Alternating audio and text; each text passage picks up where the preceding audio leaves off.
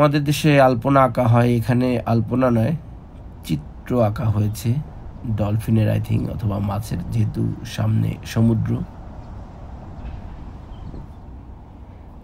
আমি চলতে চলতে একটা কথা ভাবছিলাম যে এই সুন্দর আবহাওয়ার মধ্যে দেখতে তো খুব সুন্দর, কিন্তু যখন বৃষ্টি হয় তখন কি অবস্থা হবে। যা হোক, এখন যা দেখছি তা নিয়েই ভাবি। শিশুদের জন্য ব্যবস্থা করা রয়েছে।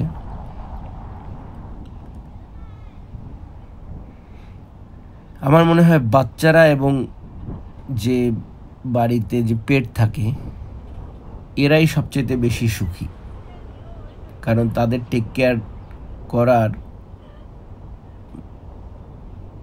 মানে যে ব্যবস্থা